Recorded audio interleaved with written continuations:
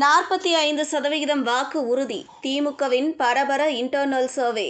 அடித்து மேலே வரும் தாவேக விஜய். ரகசிய ரிப்போர்ட்.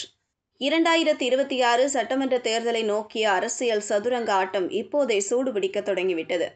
கோட்டைக்கு செல்லும் ரேஸில் யார் முன்னணியில் இருக்கிறார்கள் என்பதை அறிந்து கொள்ள ஆளும் கட்சியான திமுக தரப்பில் ஒரு ரகசிய சர்வே சமீபத்தில் எடுக்கப்பட்டுள்ளதாம்.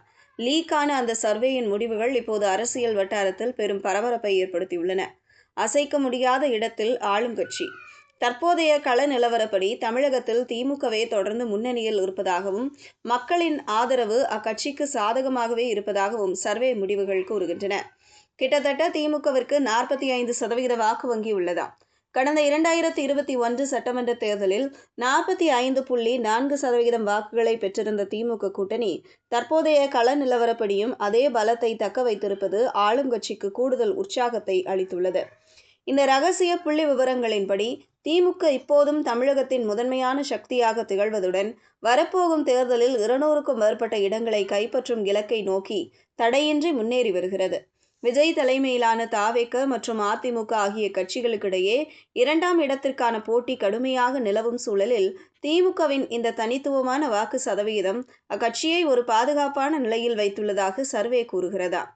நடிகர் விஜயின் தனிப்பட்ட வாழ்க்கை தொடர்பாக பல விவாதங்களும் விவாகரத்து உள்ளிட்ட வதந்திகளும் ஒருபுறம் சமூக வலைதளங்களில் சுழன்றடித்தாலும் அரசியல் ரீதியாக அவரது மவுசு குறையவில்லை. மாறாக அவரது செல்வாக்கு நாளுக்கு நாள் உயர்ந்து கொண்டே செல்வதாக இந்த ரகசிய புள்ளி விவரங்கள் தெரிவிக்கின்றன. சிறுபான்மையினரின் புதிய நம்பிக்கை. இதுவரை குறிப்பிட்ட சில கட்சிகளுக்கு மட்டுமே ஆதரவளித்து வந்த சிறுபான்மையின மக்களின் வாக்குகள் இப்போது தாவேகவை நோக்கி நகர்வதாகவும் அந்த சமூகத்தினரின் முக்கிய தேர்வாக விஜய் உருவெடுத்துள்ளதாகவும் சர்வே குறிப்பிடுகிறது. விஜய் சிறுபான்மையினரின் ஆப்ஷன் B-யாக உள்ளதாக சர்வே கூறுகிறதா. கிராமப்புறங்களில் வேர்விடும் கட்சி.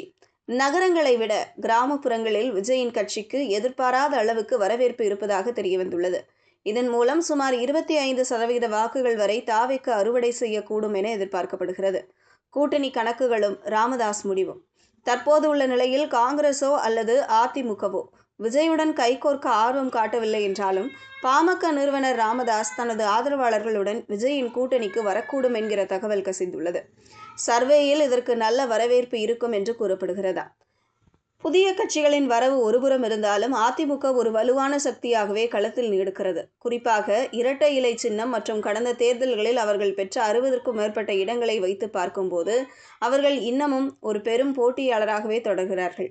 அவர்களின் வாக்கு சதவிகிதம் 20%க்கு மேல் இருக்கும் என்று சர்வே கூறுகிறதா.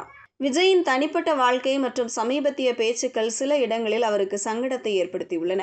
அவர் ஒரு தனிநபர் அல்லாமல் பொது ஆளுமையாக இருப்பதால் அவரது ஒவ்வொரு சொல்லும் மக்களிடையே தீவிரமாக உற்று நோக்கப்படுகிறது. அவரின் தனிப்பட்ட வாழ்க்கை அரசியலை பெரிதும் பாதிக்கலாம் என்றும் சர்வேயில் கூறப்பட்டுள்ளதாம். மொத்தத்தில் வரப்போகும் தேர்தலில் முதலிடத்திற்கு போட்டி இல்லை என்றாலும் 2ஆம் இடத்தை பிடிக்கப் போவது அதிமுகவா அல்லது தாவேகவா என்கிற மோதல் இப்போதே தொடங்கிவிட்டது.